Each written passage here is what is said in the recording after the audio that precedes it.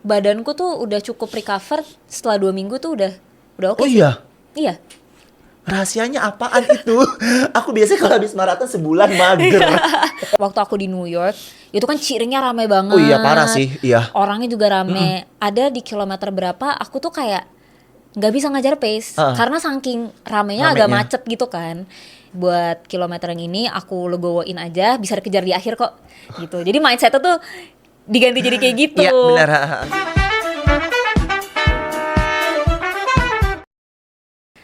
Sebenarnya ini tuh challenge buat aku dan suamiku karena suamiku tuh virgin. Nah, kalau aku pertama kali race di Jakarta. Jadi maksudnya pertama kali maraton di Jakarta, which is udaranya beda jauh dong Iya. sama luar negeri kan. Jadi kita berdua sama ada struggle masing-masing lah. Cuman cerita yang aku inget, ya mungkin karena suamiku tuh kan pertama kalinya maraton, terus dia ya masih biasa kan kalau cowok-cowok yang masih muda egonya masih tinggi Iya. gitu ya. Jadi di awal-awal tuh aku suka bilangin, ini kecepatan nih gitu. Tapi dia merasa kayak enggak deh. Kok bisa? Iya, enggak kecepatan deh. Aku udah ingetin padahal karena first half maraton itu nggak kayak HM Dibagi kali dua, benar. beda loh gitu. Tapi ya udah pada akhirnya di kilometer 30 dia baru ngerasa ini, wah ini ya rasanya lari 30 kilo ya. Akhirnya udah agak menurun pace-nya karena kebetulan kaki dia juga sakit, Oh. blister. Terus ya itu tadi aku bilang dia ada beberapa kecepatan di awal, jadi ada abisnya juga gitu. Jadi 30 ke atas aku lebih jadi kayak asistennya dia. Nih, shot stick makan. Ini energy gel. Ya, energy gel. Minum isotonik gitu. Itu sih ceritanya. Jadi ya di 30 ke atas aku yang kayak lebih menjadi asistennya dia lah, lebih kayak ayo dikit lagi ini. Bukan yang ninggalin ya. Enggak. Karena dia udah bilang gini dari awal. Pokoknya apapun yang terjadi kamu jangan boleh ninggalin ninggalin. aku ya. Terus kayak oke. Oh Ya, seru sih. gitu, ya. Tapi emang keren sih bisa finish barengan tuh. Alhamdulillah. Karena emang Jakarta pada hari itu lagi humid banget sih. Jadi emang apa ya, nggak ada matahari sebenarnya, nggak panas, tapi nggak ada angin, udaranya panas, dan emang banyak orang yang merasakan hal yang sama juga gitu. Nah itu antisipasinya gimana tuh, Jan, waktu lari dengan udara yang humid gitu? Banyakin minum sih. Oh jadi di WS itu nggak pernah skip ya? Nggak pernah. Jadi aku emang selalu bawa isotonik tuh 500 mili kan. Aku tuh minum setiap 2-3 kilo. Terus ya sama water station air putih sih aku nggak pernah skip. Oh, tuh guys. Jadi kalau kalian ikutan race, jangan pernah skip yang namanya water station. Ya, Karena hidrasi. hidrasi, bener. Karena kadang kita lari itu ngerasa enggak kok nggak haus gitu. Padahal ya kita bisa kena dehidrasi jadinya kan. Itu kan buat nurunin suhu badan juga. Bener, iya gitu. bener. Nah kalau buat energy gel, nah itu Jani biasanya konsumsi energy gelnya kalau pada saat maraton itu hitungannya gimana, Jan? Aku tuh sejujurnya mungkin karena aku udah lama lari ya, jadi aku tuh ngikutin sinyal badan sih, Oke. mostly. Jadi aku kayak udah tahu aja kapan aku harus minum. Cuman mungkin kalau roughly kalau dihitung-hitung tuh kurang lebih setiap 7 kilo kayaknya. Oh 7 kilo ya? 7, 14, 21. Kira-kira segitulah. Cuman sebenarnya sih bisa mungkin kurang dikit atau lebih dikit. Karena ya itu aku tuh udah tahu gitu sinyal badan. Kapan nih badan aku butuh tuh aku kayak udah tahu gitu. Tapi ya kurang lebih setiap 7 kilo lah. Oh kurang lebih setiap 7 kilo. Oke. Nah terus aku mau nanya, waktu kamu kemarin akhirnya bisa 1 cycle, itu prosesnya berapa lama, Jan? Ya aku kan tadi itu ya lari 2017, mulai FM di London 2022. Nah prosesnya sih ya kurang lebih sekitar 3,5 tahun kali ya. 3,5 tahun. Dan tiap maraton tuh aku latihan ya kurang lebih 4 bulan selalu. Oh berarti 1 tahun itu dapet 2 world major Iya. ya, dapat 2 world major, 4 bulan intens, 2 bulannya recovery. Enggak. Maksudnya 2 bulan setelah? Iya, Enggak sih, paling aku tuh badanku tuh udah cukup recover setelah 2 minggu tuh udah oke Oh sih. iya? Iya. Rahasianya apaan itu? Aku biasanya kalau habis maraton sebulan mager. Magernya iya sih, cuman badanku sih biasanya after 2 weeks udah lebih oke sih, karena itu tadi aku sebisa mungkin perhatiin intake protein, karena itu sebenarnya penting banget. Terus asupan yang aku makan juga, terus ada active recovery-nya juga, jadi nggak cuman diem doang, karena kalau kita ada active recovery itu malah lebih cepat menurut aku ya. Contohnya active recovery-nya Jani apa? Ya aku sih biasanya lari yang kayak bener-bener Easy banget. ya. Easy Zona banget. 1 kali ya. Ya mungkin ya, pokoknya zona 2 kecil, pokoknya easy, terserah aku banget, ada jalannya. Mungkin kalau bisa berenang, itu juga lebih bagus Sepeda, lagi. ya, Sepeda, yoga, pilates, gitu-gitu ya. Jadi yang apa ya, pokoknya supaya otot ya apa asam laktatnya tuh cepet Cepet mengurai mengurai, lah dia. biar nggak bikin DOMS ya. Gitu. Nah, kalau maraton nih, ini kan jauh ya, 42 km ya. Yang aku tahu kan maraton itu nggak cuman mengandalkan fisik, Iya. mental juga diuji, ya Betul kan? sekali. Bener kan? Betul. Nah, gimana nih Jani antisipasi ketika lari maraton udah mencapai kilometer-kilometer kritis yang di atas 30? Itu tuh kalau aku kan zikir biasanya ya. Sambil lari bismillah bismillah bismillah gitu. Nah, kalau Jani gimana tuh buat maintain mentalnya biar tetap fokus sama lari sama pace? Pertama itu sebenarnya bisa karena terbiasa. Makanya kita ada long run juga untuk itu menurut aku ya. Karena kan kita dilatih itu untuk lari 28 kilo sampai 30, itu kan sebenarnya mental game juga ya. Nah, itu lama-lama tuh mental aku ke-build dari situ. Makanya kenapa kadang aku nyaranin orang untuk kayak take your time dulu sebelum maraton. Karena itu tuh sesuatu hal yang gak bisa instan menurut aku. Jadi semakin banyak kita latihan, semakin banyak kita mungkin race, apa itu lama-lama akan ke-build sendiri. Itu yang pertama. Nah, yang kedua, biasanya after 30 kilo, aku tuh udah lebih sering ngomong sama diriku sendiri aja sih.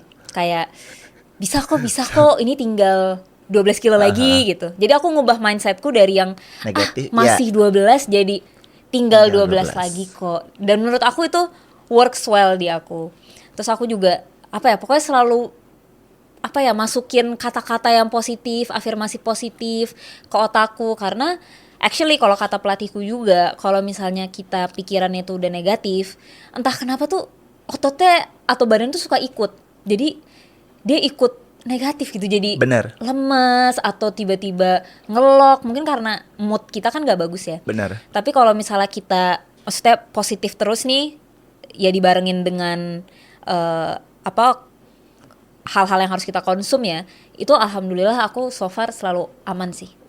Iya benar banget Jan. Jadi kalau maraton itu emang start dari awal kita tuh nggak boleh, malah harus ngejaga mood banget kan. Nggak boleh kesel, nggak boleh bete. Jadi kalau ada sesuatu yang mengganggu pikiran, entar dulu deh, selesain dulu ini maratonnya. Karena benar impactnya tuh akan kemana-mana. Pace jadi berantakan, terus larinya juga jadi nggak mood gitu kan. Benar. Dan aku lebih kayak mungkin kan pas maraton itu ada hal yang kita nggak bisa ngatur gitu. Kayak waktu aku di New York itu kan ciringnya rame banget. Oh iya parah sih. Orangnya juga rame. Ada di kilometer berapa aku tuh kayak nggak bisa ngajar pace karena saking ramenya agak macet gitu kan. Ya udah, aku tahu kalau misalnya aku kayak down di sini nih, aku kesel, itu pasti ke bawah sampai belakang kan. Jadi aku kayak, ya adalah buat kilometer yang ini aku legowoin aja, bisa dikejar di akhir kok gitu. Jadi mindsetnya tuh diganti jadi kayak gitu. Iya benar. Karena emang bener banget, once moodnya down, semuanya kelar. Iya buyar pasti. Semuanya buyar. Gitu. Itu caraku.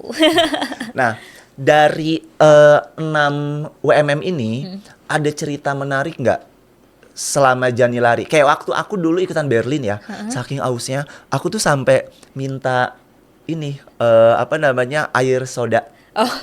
Sama yang pada ciring. Iya. Aku nggak kenal, kayaknya mungkin dia bawain buat anaknya ya. Dia bawa tuh. Kan itu kan gulanya tinggi banget kan. Iya. Aku minta Jan, karena aku udah capek, udah haus banget gitu ya. Nah, Jani punya pengalaman unik nggak? Apa ya pengalaman uniknya?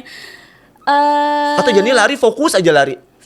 Aku sesungguhnya tuh cukup fokus sih kalau lari. Jadi sampai nggak tahu kanan kiri ya. Ada apa, ngelewatin apa gitu. Nah makanya kadang maaf banget guys kalau misalnya mungkin ada yang nyapa gitu, aku nggak lihat atau apa. Karena kalau dari kilometer akhir aku tuh udah tunnel vision. Aku udah ngeliatnya ke depan doang. Terus kadang udah keblok gitu. Jadi ya Ya itu sih, aku sebenarnya sejujurnya nggak terlalu merhatiin sekitar, tapi mungkin kalau experience yang aku ingat sampai sekarang itu ini sih, Heartbreak Hill di Boston. Oh. Di kilometer 32. Karena ya kan Boston tuh rolling banget. Parah, iya. Dan di kilometer 32 kita tuh dikasih tanjakan yang gak berhenti-berhenti, which is the Heartbreak Hill. Nah tapi yang bikin berkesan buat akunya adalah aku tuh kan waktu itu selalu latihan di Sentul. Dan menurut aku, jujur ada bagian yang Sentul tuh lebih berat. Jadi pas aku Heartbreak Hill, aku tuh kayak, hah? Udah nih sampai sini aja. Gitu. Jadi Heartbreak Hill yang kayak aku takutin selama ini, ternyata pas aku lariin, loh ini kita udah di atas gitu. Itu lumayan sih teringat gitu ya di kepala aku gitu, kayak oh ternyata kalau kita latihannya latihannya serius dan sesuai sama medannya, pas kita ngejalanin bisa jadi biasa aja kok. Benar. Jadi buat kalian nih yang nggak bisa dapat Boston, ya udahlah lari di Sentul aja. Lebih berat guys. Lebih berat ya. Kalau udah bisa lewatin Sentul udah aman semua ya. Betul. Boston lewat. Oke, Jani. Ini kan sekarang kalau Jani tahu ya banyak banget anak-anak atau bukan anak-anak sih, warga-wargi yang udah mulai aktif berolahraga gitu kan. Karena mungkin kita semua tahu bahwa sehat itu mahal. Betul. Ya kan. Kalau mau sehat ada effort yang harus kita keluarkan karena kan itu salah satu bentuk cinta sama diri kita sendiri dan investasi untuk diri kita sendiri di masa tua gitu ya. Nah kalau menurut Jani sendiri itu gimana dengan olahraganya Jani yang sekarang Jani lakukan ini, itu adalah part of dari investasinya Jani untuk masa tua atau gimana? Bener sih, karena mungkin cerita sedikit. Jadi dulu tuh aku sebelum mulai lari, aku tuh sempat punya eating disorder gitulah yang walaupun masih light ya, tapi itu lumayan berpengaruh banget ke badan aku. Jadi waktu itu tuh height aku sempat hilang berapa bulan, sempat nggak teratur. Iya, jadi tuh dampak dari situ. Kena GERD juga. Nah dari situ akhirnya aku merasa bahwa I have to change gitu kalau aku mau sehat. Karena emang pada saat itu aku jadi sering sakit dan GERD aku tuh waktu itu parah banget sampai ngebakar pita suaraku. To that padahal point, modal gitu. utama penyanyi ya, pita suara. Iya, makanya udah to that extent gitu kan. Ya udah akhirnya aku ke psikolog, aku ke dokter, dan pas aku ke dokter dia cuma bilang gini, saya nggak perlu ngecek kamu, saya udah tahu masalahnya di mana, which is my body weight pada saat itu. Jadi ya pokoknya kayaknya nih kalau misalnya aku pertahanin kayak gini terus in the long run itu nggak akan sehat gitu. I'm not gonna be healthy ya. Ya udah pada akhirnya aku mulai lari ngikutin mama dan terbukti setelah aku mulai lari makan aku itu jadi kembali seperti semula walaupun ada waktunya ya. Karena ya untuk berlari kan kita butuh nutrisi yang cukup gitu. Makan aku jadi kembali terus lambat laun aku alhamdulillah udah gak pernah kena problem-problem itu lagi yang sebelumnya aku alamin dan sering gitu ya. Udah gak pernah yang kayak alhamdulillah kena GERD, height aku udah teratur, pokoknya alhamdulillah so far so good. Dan itu semua karena lari. Nah jadi aku merasa dari situ, oh berarti emang olahraga tuh bener-bener mengembalikan kesehatanku seperti sedia kala. Membuat aku menjadi lebih healthier, not only physically, mentally juga. Nah dan aku harap dengan aku berolahraga di sekarang nih, sampai nanti menjaga nutrisi juga in the long run, pada saat aku 40 tahun, pada saat aku 50 tahun, badanku tuh masih fit juga gitu. Kayak mama ya? Iya, karena aku tuh melihat gitu ya kemarin, sekarang maksudnya, banyak banget loh ibu-ibu yang kayak umur dan bapak-bapak umur 50-an itu badannya tuh masih fit-fit banget, larinya masih kenceng, masih kuat maraton gitu. Kemarin bahkan pas aku lihat event triathlon itu juga mostly isinya bapak-bapak yang udah umur segitu. Jadi aku merasa dengan aku mulai dari sekarang, insya Allah in the long run pada saat aku umur segitu aku juga bisa healthy dan fit seperti mereka gitu. Apalagi kalau kita larinya tuh di luar ya Jan ya. Eropa, Amerika, Jepang. Polusinya saya dikit. Kalau lagi lari maraton sebelahnya ibu-ibu, nenek-nenek, bahkan kakek-kakek. Aku tuh bahkan pas di Boston apa pas di mana ya? Aku lupa. Aku pada saat kilometer itu aku lagi capek. And then depan aku itu ada kakek-kakek yang larinya tuh udah miring gitu, Iya. tapi dia 6 star on that day. Terus aku langsung kayak, wah nggak bisa nih. Masa Jiwa-jiwa ambisinya nggak mau kalah ya. Iya, tapi ya itu menunjukkan bahwa emang kalau emang kakek-kakek yang umur segitu Iya. masih lari, itu kan dia nggak mungkin baru mulai dong. Pasti dia udah mulai dari dia muda Bener. gitu. Dan ya jadi itu jadi salah satu inspirasi aku juga sih. Ya, Kayak, dibuat investasi kita di masa tua juga ya, hidup sehat, badan tetap sehat, Betul. jiwa raga, mental juga terjaga, Iya. apalagi in this ekonomi ya. Mental tuh udah bener-bener harus kalian jaga biar hidup kita tetap waras. Iya. Ya, salah satunya dengan olahraga lari ya. karena ya lari tuh nggak cuman, tadi aku bilang nggak cuman bikin sehat secara fisik, Bener. tapi mental tuh juga sih. Ketemu banyak orang, menjalin networking, ya kan? Komunitas Komunitas, gitu. benar-benar iya. Setuju banget. Nah, ini kan tadi kita udah ngobrol panjang lebar nih, aku udah tahu ternyata Jani itu lari juga udah lumayan lama dan akhirnya memutuskan maraton itu setelah sekian tahun lari dan berprogres dari lari yang 5K, 10K, HM sampai akhirnya memutuskan, oke, saya mau ikut maraton gitu kan. Nah, buat para warga nih yang lagi nonton kita podcast ini, Iya. ada pesan-pesan khusus nggak buat para warga yang mau mencoba ikut maraton juga kayak Jani gitu? Sebenarnya pesan dari aku simple sih, take your time, karena semua orang itu punya waktu dan jalannya masing-masing. Semua badan itu beda guys, jadi mungkin ada orang yang setahun bisa maraton, ada yang butuh 2 tahun, ada yang mungkin butuh 3 tahun. Ya pokoknya ikutin badan kita aja enaknya tuh gimana, karena everyone is different.